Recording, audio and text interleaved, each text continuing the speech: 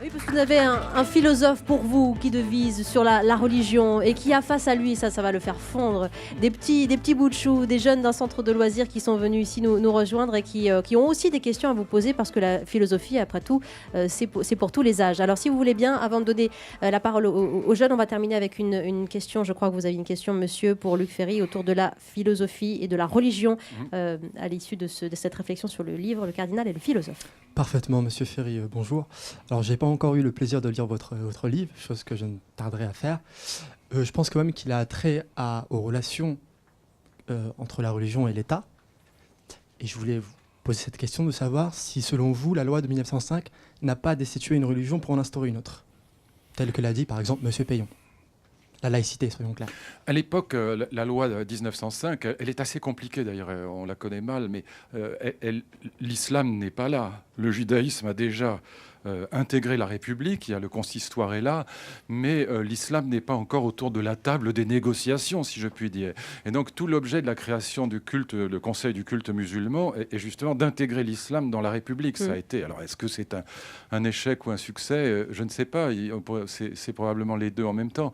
Mais en tout cas, ce qui est certain, c'est qu'au moment où la loi de 1905 est scellée, elle est votée, avec des débats incroyablement polémiques, elle ne touche qu'à la religion chrétienne en vérité.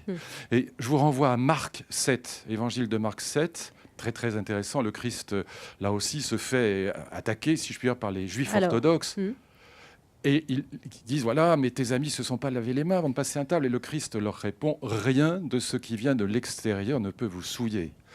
Et c'est le fondement de la laïcité d'une certaine manière, c'est que dans la religion chrétienne elle-même, il y aura la possibilité du passage à la laïcité parce que la religion chrétienne ne va pas juridifier la vie quotidienne. Il n'y a pas de règles de la vie quotidienne. Et au fond, on est renvoyé au forum intérieur, à sa conscience. Merci. Ça facilite les choses. Luc Ferry. Alors maintenant, je suis désolée. Voilà, je suis désolée, mais alors... à la radio, donc c'est normal. Place aux jeunes. Voilà. J'ai près de moi, Luc, si vous nous suivez en vidéo sur europe1.fr, une petite Juliette qui a une question à vous poser sur la philosophie. Quel âge as-tu, Juliette?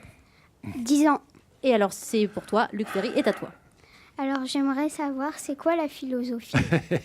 Trop mignon. Ah bah ça, c'est mignon, Juliette. T'es adorable. Tu me poses une question facile, là. Écoute, je vais te dire très franchement, la philosophie, ça n'a rien à voir avec ce qu'on va t'enseigner en terminale, malheureusement. La philosophie, c'est pas l'esprit critique, c'est pas l'argumentation. Tout le monde a l'esprit critique, tout le monde argumente, les journalistes, les hommes politiques aussi, ils sont pas philosophes pour autant. La philosophie, elle pose une question fondamentale, c'est qu'est-ce qu'une vie bonne pour les mortels, c'est-à-dire pour ceux qui vont mourir. C'est ça la question de la philosophie. C'est la même question que la religion. Qu'est-ce qu'une vie bonne pour les mortels? Et simplement, la philosophie n'y répond pas par Dieu et par la foi. Elle essaye d'y répondre, si je puis dire, avec les moyens du bord, c'est-à-dire avec la lucidité de la raison et sans promettre l'immortalité. Au fond, c'est une spiritualité laïque. J'emploie un gros mot, pardon.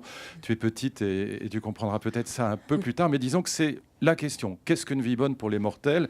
Et elle essaye, la philosophie, de répondre à cette question. C'est ça son thème fondamental. On pourrait enseigner la philosophie à Juliette à partir de 10 ans, évidemment, Luc Ferry? Bien sûr.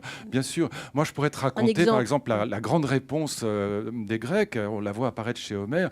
Même en 10 minutes, je pourrais te raconter cette réponse et tu la comprendrais parfaitement. C'est une vraie réponse. Alors, merci. Mais là, on ne va pas le faire là. Parce que non, mais Juliette a peut-être à vous répondre.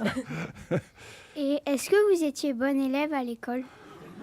Elle vous l'intriguez en tout cas, Juliette. Hein. Non, tu sais, moi, je suis très peu allé à l'école. Tu sais, j'ai quitté l'école quand j'étais petit, mais il faut pas faire ça. Et puis j'ai passé le bac en candidat libre en 1968. Alors, le bon exemple. Donc là, il fallait, pour pas avoir le bac, il fallait faire la demande en 68. Donc je l'ai eu. Mais bon, j'ai été très très bon élève à certains moments quand j'avais des professeurs que j'adorais parce que de temps en temps, je rencontrais des professeurs que je trouvais formidablement passionnant, et là j'étais très très bon, et le reste du temps, c'est-à-dire 95% du temps, je m'ennuyais à mourir. Bon, il faudrait pas le dire, assez mais mauvais. c'est pas parce qu'on n'est pas bon élève qu'on réussit pas, tu vois, Juliette. Bon, mais il faut que tu travailles bien à l'école néanmoins.